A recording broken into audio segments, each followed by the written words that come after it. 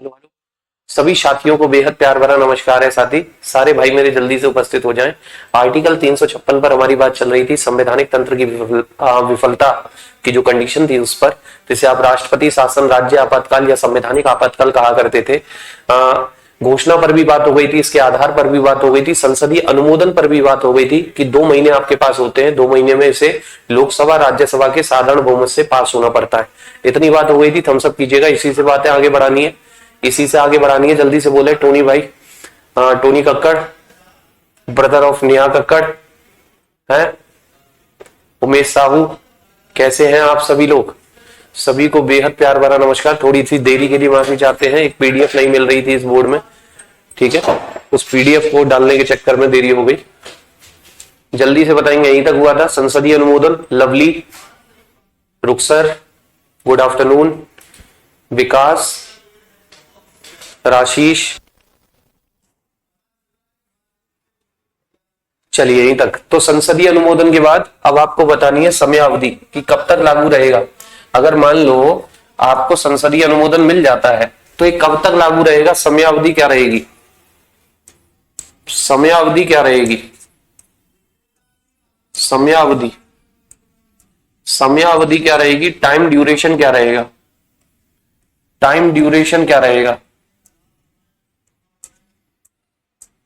Time duration क्या रहेगा बच्चे इसका, ठीक है, टाइम ड्यूरेशन इसका क्या रहेगा, टाइम ड्यूरेशन इसका क्या रहेगा। तो देखिए मेरे बच्चे, जैसे आपने आर्टिकल 352 पढ़ा था, वहां टाइम ड्यूरेशन क्या था सर, एक बार संसदीय अनुमोदन तो 6 महीने लगा रहेगा, बढ़ाना है 6 महीने और बढ़ा लो संसदीय अनुमोदन, यानी हर संसदीय अनुमोदन के बाद 6-6 महीने, और कहां तक ले जा सकते थे, अनंत काल तक। इसमें क्या लिखा है बच्चे, एक बार संसदीय अनुमोदन के बाद, एक बार संसदीय अनुमोदन के बाद, संसदीय अनुमोदन यानी एक बार संसद ने इसको पारित कर दिया, एक बार संसदीय अनुमोदन के बाद, संसदीय अनुमोदन के बाद 6 माह तक लागू, 6 माह तक लागू, 6 माह तक लागू। लेकिन आपने कहा सर 6 महीने में कंडीशन नॉर्मल नहीं हुई, 6 महीने में कंडीशन नॉर्मल नहीं हुई, ठीक है। तो इसी प्रकार संसदीय अनुमोदन तब तथा इसी प्रकार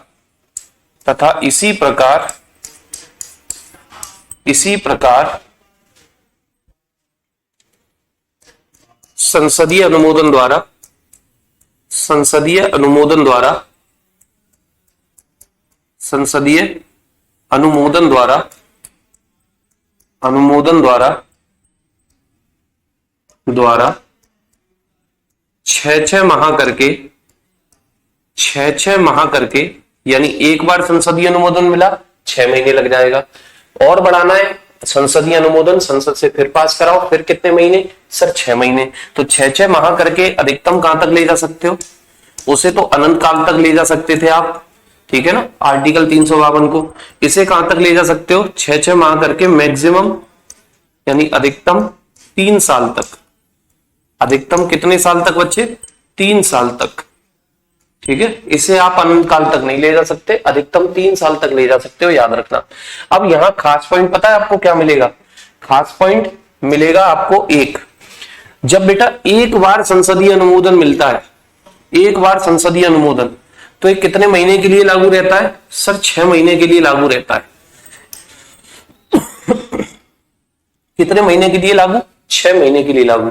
इस पॉइंट में एक बदलाव हुआ था, इस पॉइंट में अभिषेक भाई पहली स्लाइड है, आज पहली स्लाइड है, कल लास्ट क्लास में संसदीय अनुमोदन तक कराया था, बताया था, समयावधि अगली क्लास में बताऊंगा, तो समयावधि आपको लेकर के आए, ठीक है। तबीयत में काफी सुधार है पहले से। देखिए 6 माह तक लागू, तो ये जो 6 माह वाली कंडीशन है ना, 6 माह वाली कंडीशन, ये एक पॉइंट देती है बच्चे आपको बड़ा ही खास। इसमें 2 बार बदलाव हो चुका है, 2 बार बदलाव हुआ है। देखो 42वें संविधान संशोधन, 42वें संविधान संशोधन 1976, यानी इंदिरा गांधी, और इंदिरा गांधी तो सारा कंट्रोल अपने हाथ में लेना चाहती थी, इंदिरा गांधी तो सारा कंट्रोल अपने हाथ में लेना चाहती थी। इंदिरा गांधी ने क्या किया, इसके द्वारा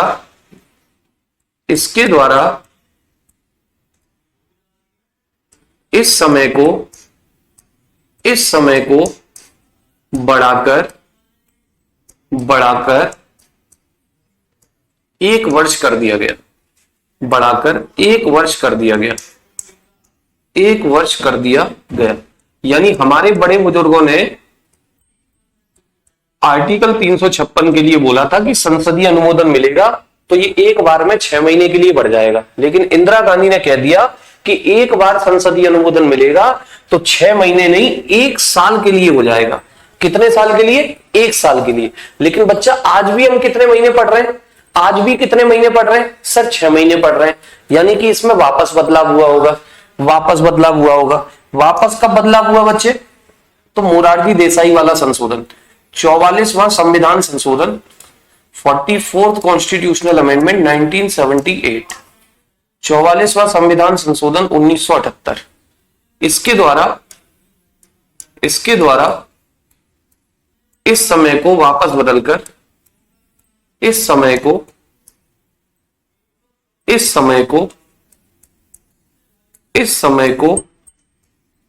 वापस 6 माह कर दिया गया। कितने माह कर दिया गया? 6 माह कर दिया गया। ठीक है, तो एक खास पॉइंट याद रखना बच्चे कि ये संसदीय अनुमोदन जो था आर्टिकल 356 के लिए, इंदिरा गांधी ने इसमें बदलाव किया था कि 1 साल के लिए बढ़ जाएगा, 1 साल के लिए लग जाएगा सीधे, फिर संसदीय अनुमोदन, फिर 1 साल। लेकिन ऐसा नहीं, मोरारजी देसाई ने वापस कितने महीने करा दिया? 6 महीने। वापस कितने महीने? 6 महीने।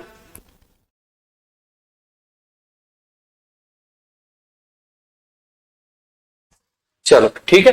अब एक खास बात और है, यहां पर डबल स्टार लगा के लिखिएगा इस पॉइंट को, बड़ा ही खास है।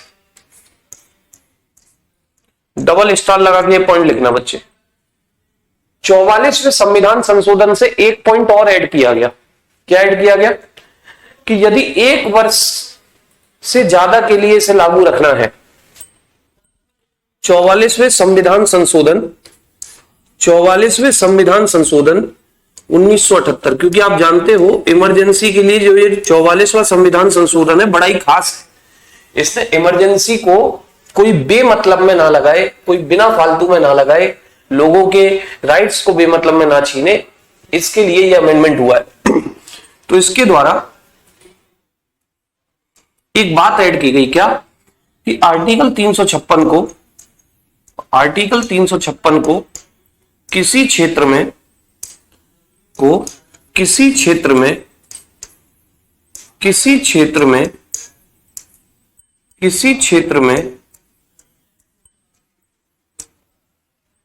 1 वर्ष से ज्यादा, वैसे तो 1 वर्ष से ज्यादा बढ़ ही नहीं सकता, यहां साफ बोला है कि भैया 1 साल से ज्यादा बढ़ ही नहीं सकता। ठीक, उमेश साहू आज 352 में बता दो दिया था भैया 3 बार। ठीक है, 356 को किसी क्षेत्र में 1 वर्ष से ज्यादा बढ़ाना है,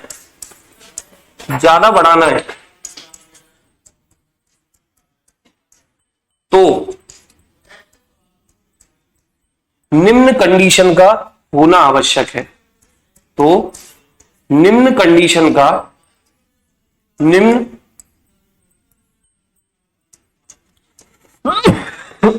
कंडीशन में ही ऐसा होगा, ऐसा हो सकता है। भाई अब अगर आर्टिकल 356 लगाया जा रहा है और आप चाहते हैं कि 1 साल से ज्यादा लग जाए, 1 साल से ज्यादा, आपने एक बार संसदीय अनुमोदन लिया 6 महीने लग गया, दूसरी बार लगा लिया 6 महीने लग गया, आप चाहते हैं कि और 6 महीने लगे, तो बाबू 1 साल से ज्यादा बढ़ाने के लिए इस संविधान संशोधन ने थोड़ा प्रावधान कठोर कर दिया है। क्या कर दिया है? कि पहली कंडीशन तो यहां क्या लिखी है? यहां साफ लिखा है, यदि देश में या इसी राज्य में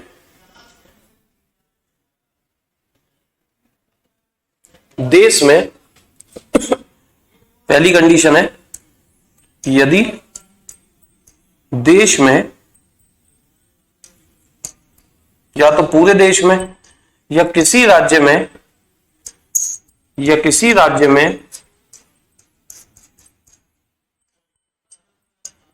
आर्टिकल 352, ठीक है, यदि देश में या इसी राज्य में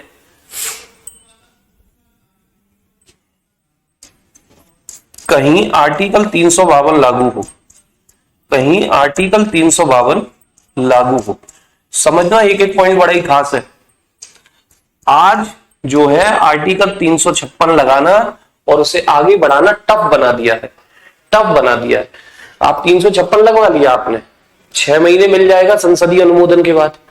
आपने एक और बार पास करा लिया, 6 महीने और बढ़ जाएगा, 1 साल हो गई। अब आप चाह रहे हैं कि 6 महीने और लगे, तो बाबू 6 महीने और लगे, यानी कि 1 साल से जब आप आगे बढ़ाना चाहते हैं कहीं पे आर्टिकल 356 को, तो बच्चे कंडीशन उसकी है, या तो देश में लगा हो कौन सा आर्टिकल 352, अगर देश में नहीं लगा है, किसी राज्य में लगा है, कौन सा आर्टिकल 352, यानी राष्ट्रीय आपातकाल, या तो राष्ट्रीय आपातकाल देश में लगा हो या किसी राज्य में लगा हो, तब आप किसी राज्य में राष्ट्रपति शासन को 1 साल से ज्यादा बढ़ा पाएंगे। या दूसरी कंडीशन क्या कह रही है कि भारत का निर्वाचन आयोग यह घोषणा करे कि अभी राज्य में चुनाव कराना संभव नहीं है। दूसरी कंडीशन में भारत का निर्वाचन आयोग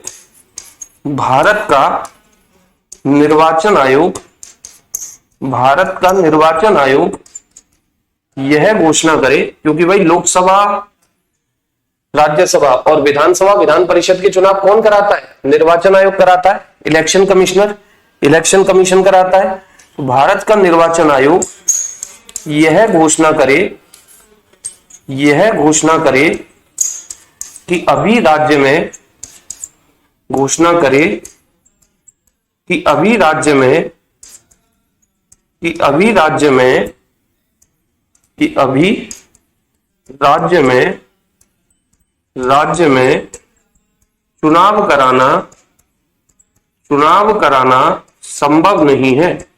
चुनाव कराना संभव नहीं है। चुनाव कराना क्या नहीं है बच्चे? संभव नहीं है। तो इन दोनों में से एक कंडीशन होनी चाहिए भैया, इन दोनों में से एक कंडीशन होगी आज, तभी आर्टिकल 356 1 साल से ज्यादा के लिए लगेगा, नहीं तो लग ही नहीं सकता, 1 साल से ज्यादा के लिए लग ही नहीं सकता। और ये मान लो कंडीशन हो भी गई तो भी कितने साल से ज्यादा के लिए नहीं जाएगा? सर 3 साल से। बताओ बात क्लियर है? मैं आज का क्वेश्चन बोलो, ठीक है। संसद में कौन लेके जाता है भैया? राष्ट्रपति रखवाएंगे, और कौन रखवाएगा? ठीक है। तो मैंने आपसे क्या कहा, संसदीय अनुमोदन आपको मिल गया, 6 महीने लगा लो, फिर बढ़ाना है 6 महीने संसदीय अनुमोदन, यानी संसदीय अनुमोदन लेते रहो, 6 महीने बढ़ाते रहो, अधिकतम कितने साल तक? 3 साल तक। ठीक, संसदीय अनुमोदन के बाद 6 महीने लागू रहेगा। इसमें छेड़छाड़ की थी इंदिरा गांधी ने, इसे बढ़ा के 1 वर्ष कर दिया था, लेकिन मोरारजी देसाई ने 44वें संविधान संशोधन से इसे वापस कितने महीने कर लिया? 6 महीने करा दिया।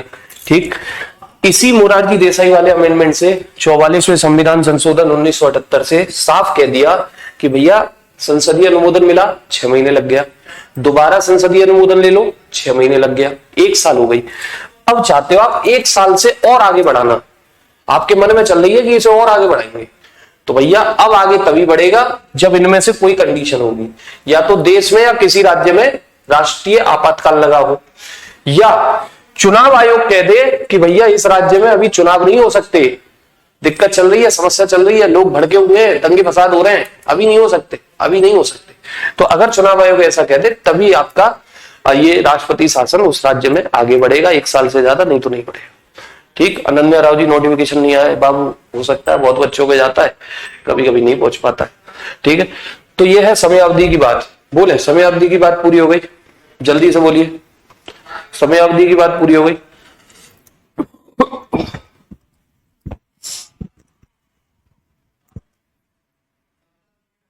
चले अब देखें इसके प्रभाव, अब इसके प्रभाव देखने चले। आइए, आर्टिकल 356 के प्रभाव, आर्टिकल 356 के प्रभाव,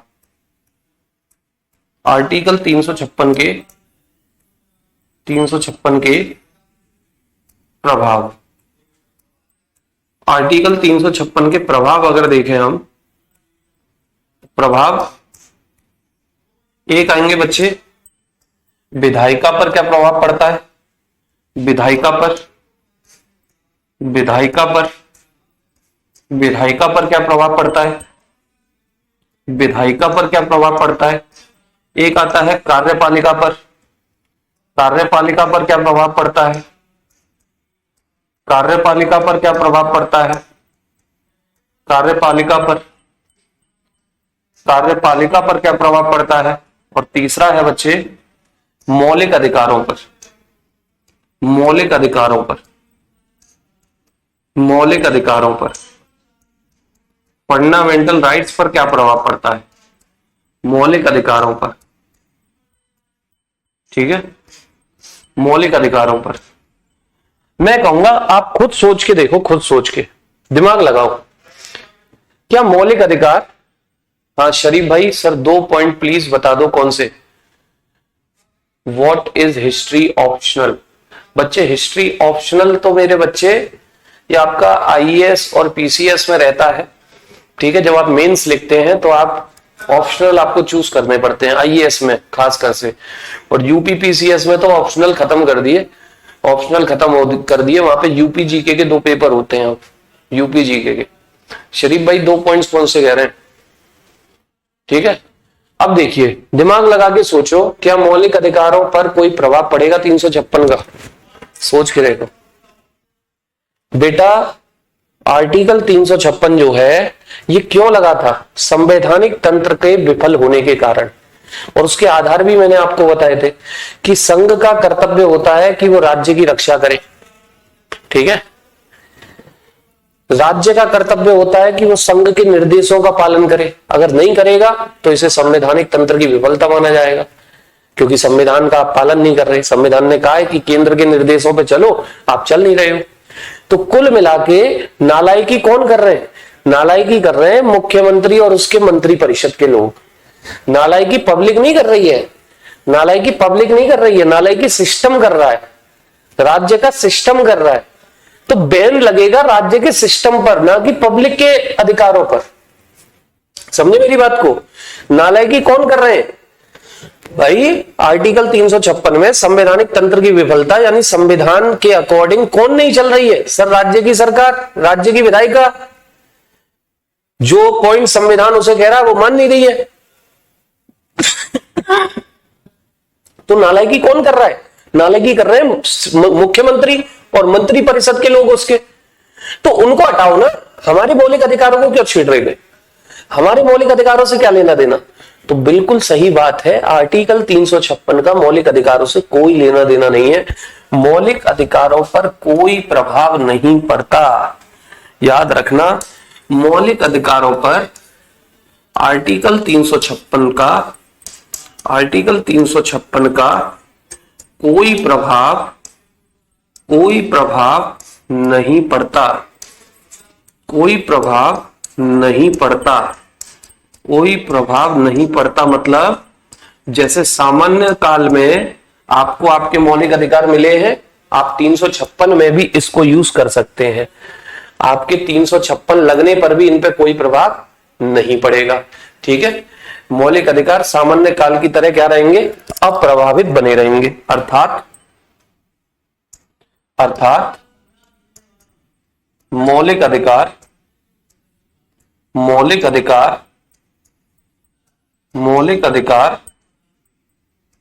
सामान्य काल की तरह ही, जैसे सामान्य काल में आपके जितने मौलिक अधिकार मिले थे, सामान्य काल की तरह ही, सामान्य काल की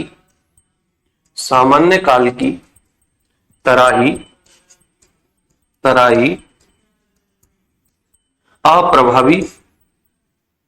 सामान्य काल की तरह ही अप्रभावित बने रहेंगे, अप्रभावित रहेंगे। जैसे पहले भी अप्रभावित थे, आज भी रहेंगे। आपके पास जो मौलिक अधिकार आपके थे वो आपके रहेंगे। आर्टिकल 356 का इन पर कोई भी प्रभाव नहीं पड़ेगा। यानी अब जो प्रभाव हमें देखने हैं वो विधायिका और कार्यपालिका वाले हैं, विधायिका और कार्यपालिका वाले, ठीक है। चलिए तो देखने चलते। आइए विधायिका कार्यपालिका मिक्सिंग में ही हम देख लेंगे। आइए आर्टिकल 356 के कार्यपालिका पर प्रभाव, आर्टिकल 356 के कार्यपालिका पर प्रभाव, कार्यपालिका पर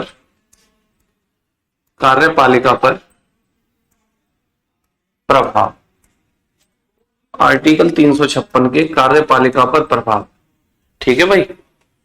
और यहां हमें राष्ट्रपति की शक्ति दिखाई देगी, राष्ट्रपति की शक्ति। तो सब हेडिंग बना लेना राष्ट्रपति की शक्ति, सब हेडिंग बना लेना बच्चे राष्ट्रपति की शक्ति, क्योंकि इसकी घोषणा कौन कर रहे थे? सर राष्ट्रपति कर रहे थे। तो देखो ये क्या क्या कर सकते हैं इसके अकॉर्डिंग, ये क्या क्या कर सकते हैं इसके अकॉर्डिंग। कार्यपालिका कैसे प्रभावित होगी देखिएगा, कार्यपालिका कैसे प्रभावित होगी देखिएगा। तो सबसे पहला पॉइंट है कि राज्य के राज्यपाल की शक्तियां या राज्य सरकार की शक्तियां या राज्य के किसी अन्य प्राधिकारी की शक्तियां।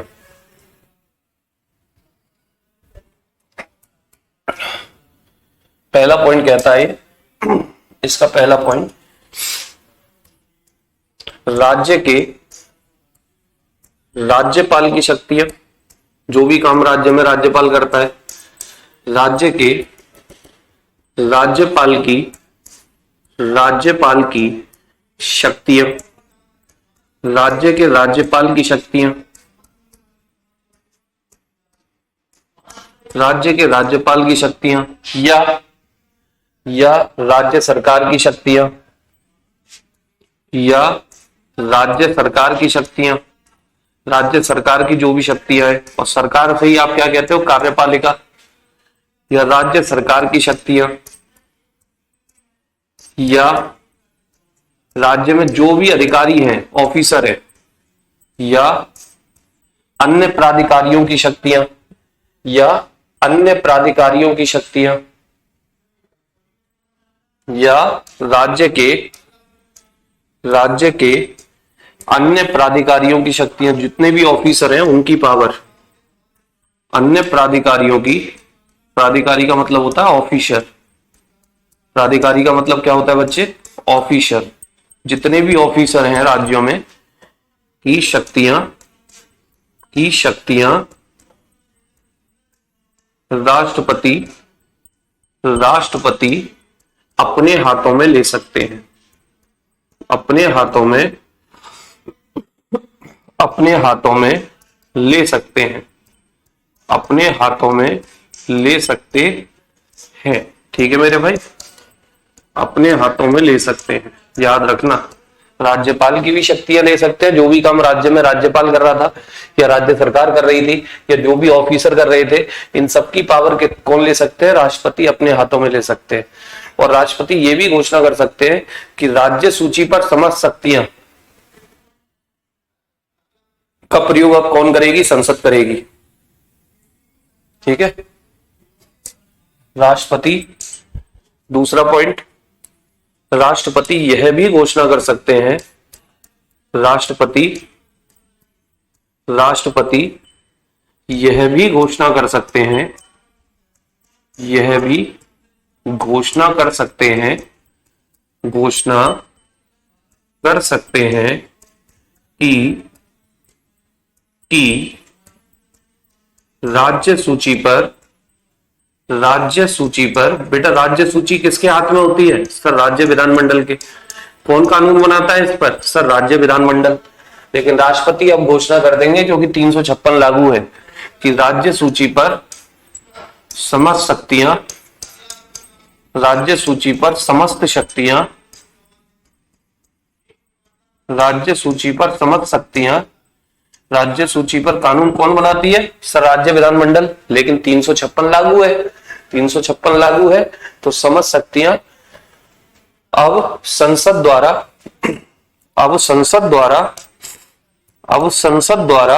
प्रयोग की जाएंगी, संसद द्वारा प्रयोग की जाएंगी। यानी कि भैया कुल मिलाकर के इसका प्रयोग पहले कौन करता था?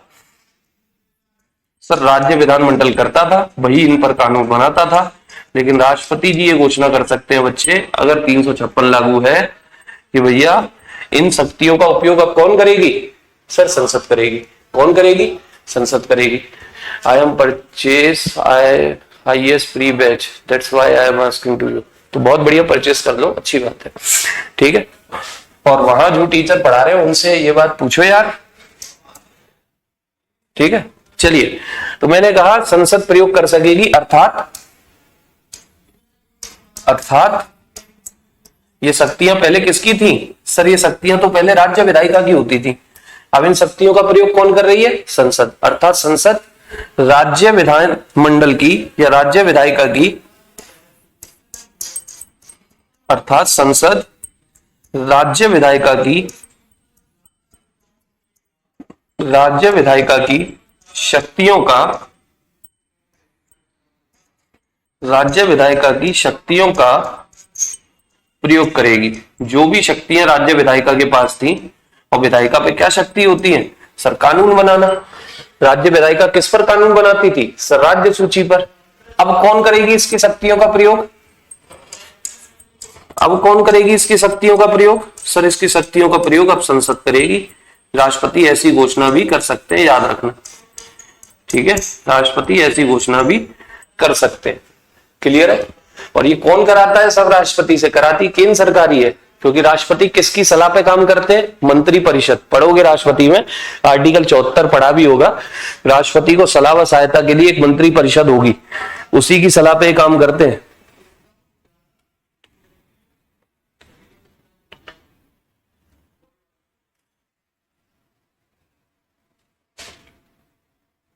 ठीक। तीसरा पॉइंट एक और है यहां पर, क्या है कि राष्ट्रपति यह घोषणा कर सकते हैं, राष्ट्रपति यह घोषणा भी कर सकते हैं कि राज्य के अन्य प्राधिकरण या निकाय की शक्तियां, राष्ट्रपति यह घोषणा भी कर सकते हैं, यह घोषणा भी कर सकते हैं, यह घोषणा भी कर सकते हैं, यह घोषणा भी कर सकते हैं कि अन्य प्राधिकरण की राज्य में, अन्य प्राधिकरण राज्य के अन्य प्राधिकरण या निकाय। प्राधिकरण का मतलब होता है अथॉरिटी, जो भी राज्य में और काम करने वाले आयोग वगैरह है, ठीक है। अन्य प्राधिकरण या निकाय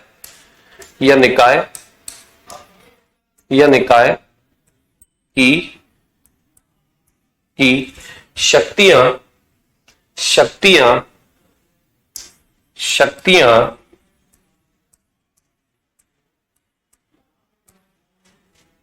निलंबित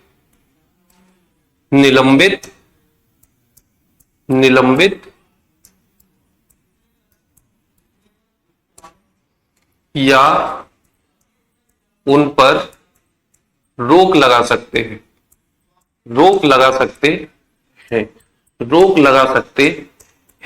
मान लो राज्य सरकार का कोई विभाग है जो बेहद घोटाले करके पैसे कमा रहा है, ठीक है, बेहद घोटाले करके पैसे कमा रहा है। अब आर्टिकल 356 लागू है, राष्ट्रपति ने कह दिया कि भैया ये विभाग काम नहीं करेगा, इस विभाग की कोई शक्ति नहीं है, सारा काम हम देख लेंगे, यानी केंद्र का विभाग देखेगा, ये कुछ नहीं देखेगा, इसे हटाओ, पहले इसकी शक्तियां वापस बंद करो, ये जब तक 356 लगाए ये कुछ नहीं करेगा, ये बहुत घोटाले कर करके इसने पैसे बना लिए, जनता को बहुत परेशान कर दिया, अब ये काम नहीं करेगा।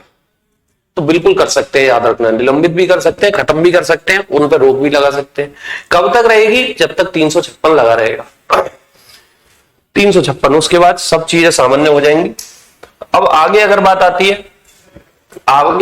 आती है तो कुल मिलाकर के एक निष्कर्ष के तौर पे मैं लिखूं कि भैया 356 का क्या मतलब हो रहा है कार्यपालिका पर। तो जो समस्त कार्यकारी शक्तियां हैं या कार्यपालिका शक्तियां हैं, उनका उपयोग कौन कर सकता है? सीधी बात है, कंक्लूजन ये निकल के आ रहा है इन पॉइंटों से, दोनों तीनों से। कंक्लूजन यानी कि निष्कर्ष, कंक्लूजन बोले तो निष्कर्ष पे अगर मैं पहुंचूं और एक लाइन में इसको बोलूं तो निष्कर्ष ये निकल के आता है कि राज्य की समस्त कार्यपालिका शक्तियां, राज्य की समस्त कार्यपालिका शक्तियां, समस्त कार्यपालिका शक्तियां, समस्त कार्यपालिका शक्तियां, शक्तियां, समस्त कार्यपालिका शक्तियां कौन यूज कर सकता है बच्चे?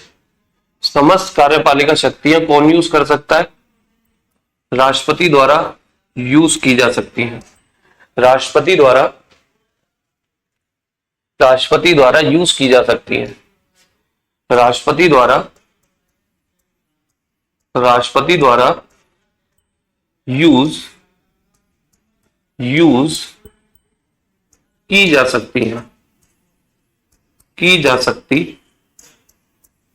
सकती है। ठीक है भाई, समस्त कार्यपालिका शक्तियां किसके द्वारा यूज की जा सकती हैं?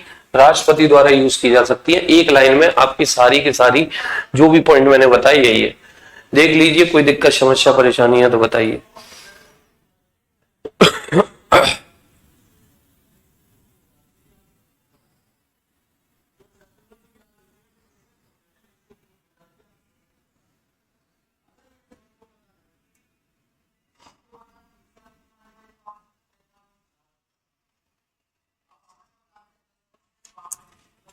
ठीक, अब राज्य की कार्यपालिका कौन होती है? मंत्री परिषद। मंत्री परिषद से ही कार्यपालिका कहते हैं, जो मंत्री लोग हैं।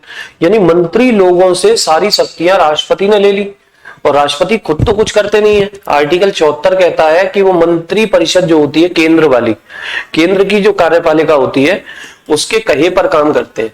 यानी उनसे करवा कौन रही है? केंद्र की कार्यपालिका। इनडायरेक्टली उसी के हाथों में चला गया सब कुछ।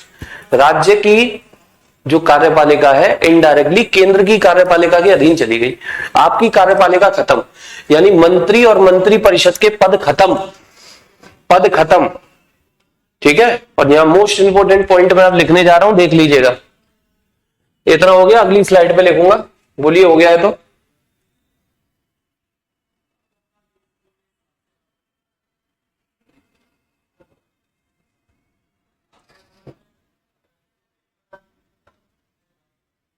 चलिए,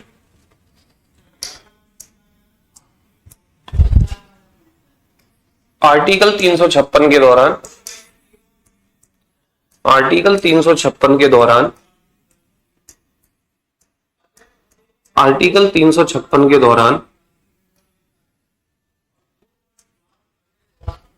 राष्ट्रपति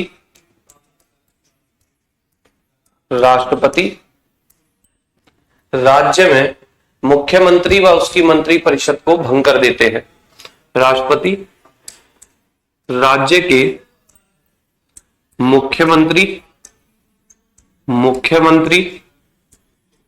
व उसकी मंत्री परिषद को मंत्री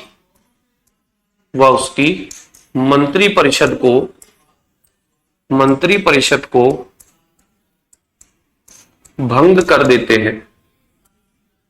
मंत्री परिषद को भंग कर देते हैं, भंग कर देते हैं। भंग कर देने का मतलब है कि जो भी मंत्री बने बैठे होंगे वापस उन्हें क्या बना देंगे? विधायक।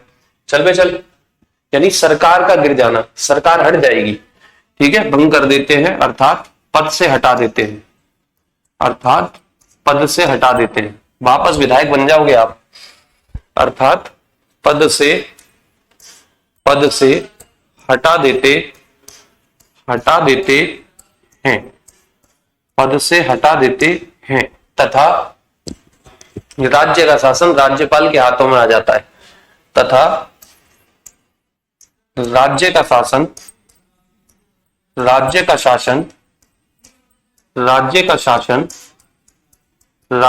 के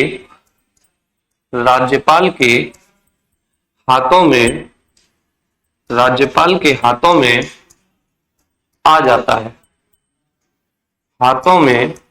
जाता है, ठीक है। राज्य का शासन किसके हाथों में आ जाता है? राज्यपाल के।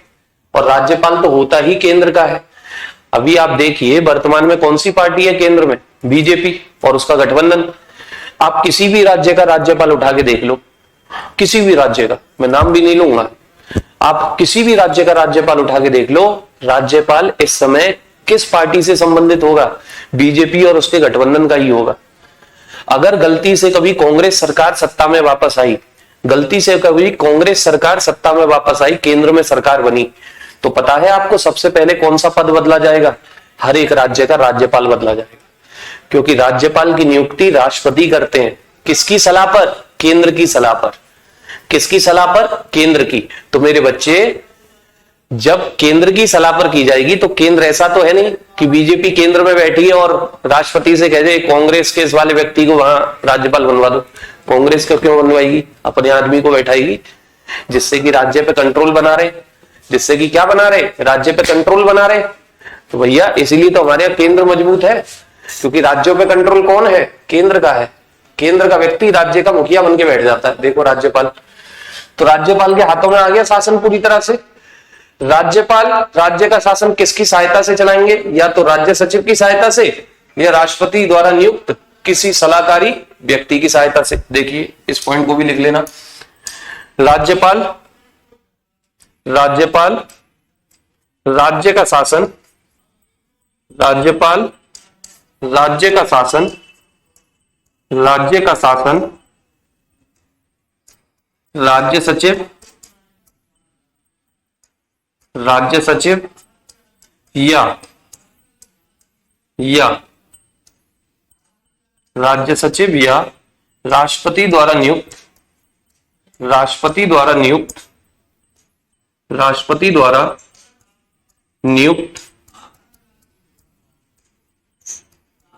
सलाहकार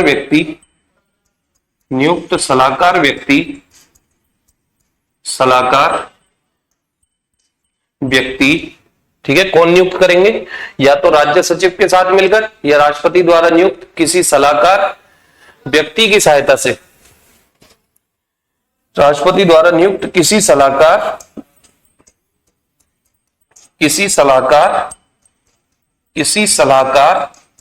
व्यक्ति की सहायता से, किसी सलाहकार व्यक्ति की सहायता से चलाएंगे,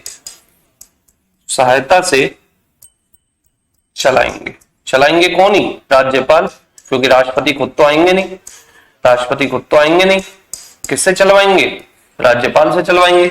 या तो राज्य सचिव की सहायता से चलवाएंगे या किसी की अपॉइंटमेंट करेंगे, तो ये काम होता है। इसीलिए ये संविधान का सबसे विवाद वाला आर्टिकल है, विवाद वाला। क्योंकि मेरे बाबू राष्ट्रपति भी किस पार्टी का होता है, आप अधिकतर देखना, आपने कभी लॉजिक लगाया है, राष्ट्रपति खुद किस पार्टी का होता है, केंद्र का ज्यादातर। जैसे 2014 में चुनाव हुए थे, मोदी जी बन के आए बीजेपी के प्रधानमंत्री, लेकिन 2012 में चुनाव हुए थे राष्ट्रपति के, उस समय तक कांग्रेस थी। तो 2012 में कांग्रेस बहुमत में थी, तो कांग्रेस का ही कैंडिडेट जीता था, प्रणब मुखर्जी। और 12 से 17 तक रहा मोदी जी के टाइम तक। लेकिन 17 मतलब मोदी जी का टाइम, तो मोदी जी मतलब बीजेपी, तो बच्चे बीजेपी का समर्थन वाला कैंडिडेट बन गया राष्ट्रपति, रामनाथ कोविंद के बाद फिर देख लो द्रौपदी मुर्मू 22 में बीजेपी के ही समर्थन वाली प्रत्याशी है।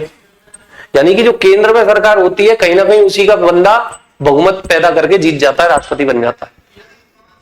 अब राष्ट्रपति भी केंद्र सरकार वाली पार्टी का है, राज्यपाल भी केंद्र सरकार वाली पार्टी के होते हैं।